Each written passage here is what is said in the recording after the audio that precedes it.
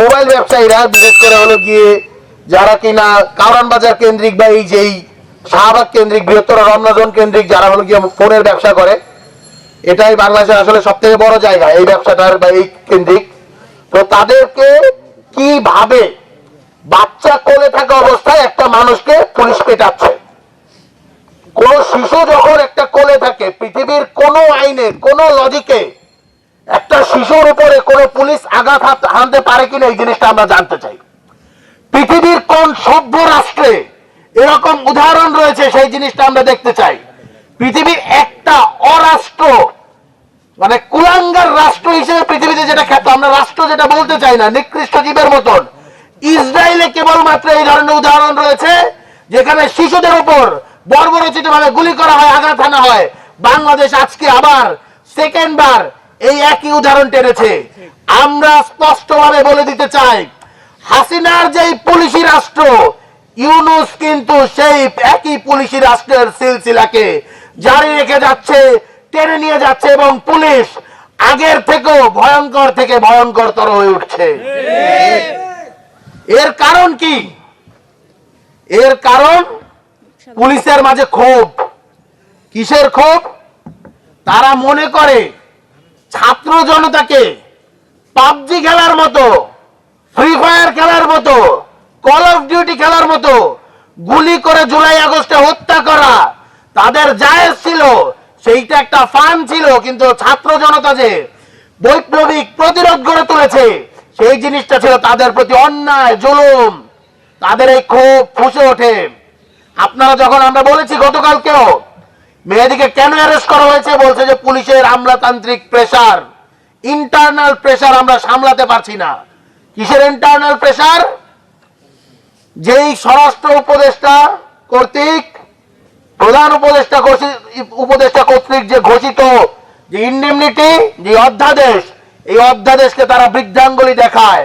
জুলাই আগস্টকে কেন্দ্র করে ছাত্র জনতাকে যে ইন্ডেমনিটি দেওয়া হয়েছে, যে দায় মুক্তি দেওয়া হয়েছে, এই জিনিসটা তারা মানে না।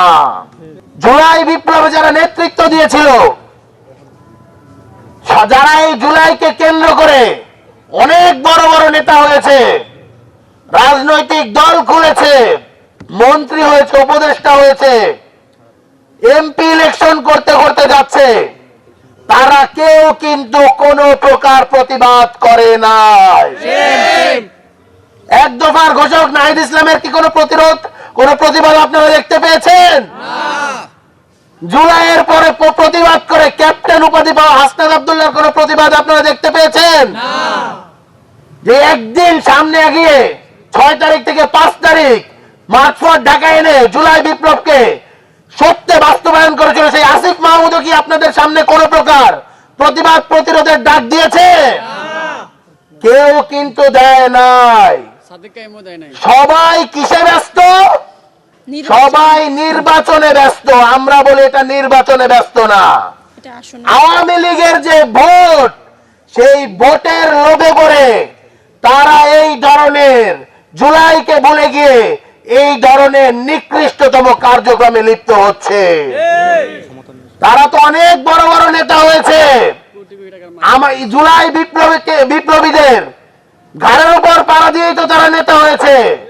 আজকে যখন জুলাই বিপ্লবীদের উপর আঘাত হানা হয়, আমরা তাদেরকে রাজপথে দেখতে পাই না। এমনকি ফেসবুকে একটি স্ট্যাটাস দিয়েও তারা প্রতিবাদ জানাতে পারে না। তারা কত বড় নেতা! জুলাই বিপ্লবীরা ফিতা নিয়ে বেঁপে দেখবে তারা এক একজন কত বড় নেতা হয়েছে। আগের 2টি দফার সাথে যুক্ত করে আমি আরেকটি দফা সহ 3 দফা দিতে চাই।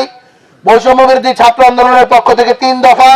প্রথম দফা হলো মাহাদির নিঃশর্ত মুক্তি দিতে হবে এবং হবিগঞ্জ থানার ওসিকে প্রত্যাহার করতে হবে। দ্বিতীয় দফা, জুলাই গণ অভ্যুত্থানে অংশগ্রহণকারী ছাত্র শ্রমিক জনতার 1 জুলাই থেকে 8 আগস্ট পর্যন্ত পরিচালিত সকল কর্মকাণ্ডের জন্য দায় মুক্তি প্রদান করে আগামী 24 ঘন্টার মাঝে রাষ্ট্রপতি কর্তৃক অধ্যাদেশ জারি করতে হবে।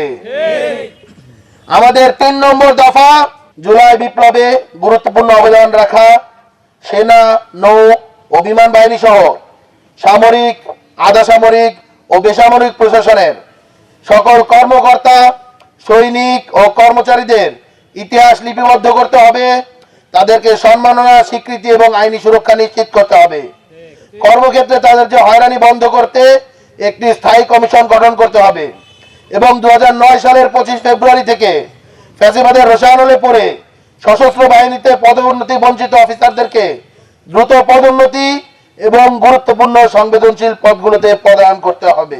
আমাদের কর্মসূচি, প্রথম কর্মসূচি, জুলাই গণঅভ্যুত্থান চলাকালে সারা দেশে যে যে থানার অধীনে ছাত্র জনতাকে শহীদ করা হয়েছে সেই সকল থানার ওসি এবং সেই জেলাগুলোর এসপি থেকে শুরু করে তদর্থ কমান্ডিং অফিসারদের তালিকা তৈরি করছে বৈষম্য বিরোধী ছাত্র আন্দোলন। এই তালিকাটি আইসিটি ট্রাইব্যুনালে জমা পূর্বক বৈষম্য বিরোধী ছাত্র আন্দোলন তাদের বিরুদ্ধে মামলার সিদ্ধান্ত নিয়েছে।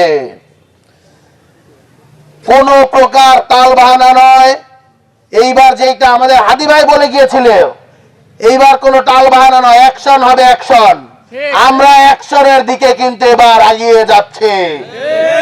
সেই সাথে আমাদের 2 নম্বর দফা, 2 নম্বর কর্মসূচি, সেটি হলো ইনডেমনিটির যে অর্ডিন্যান্স রাষ্ট্রপতি কর্তৃক জারি নিশ্চিতে আইন উপদেষ্টা এবং স্বরাষ্ট্র উপদেষ্টার সাথে অবিলম্বে মত বিনিময় করে তাদেরকে প্রেসার দিয়ে বাধ্য করবে বৈষম্য বিরোধী ছাত্র আন্দোলন, এবং সেই কাজ আজকে থেকে অলরেডি শুরু হয়ে গিয়েছে।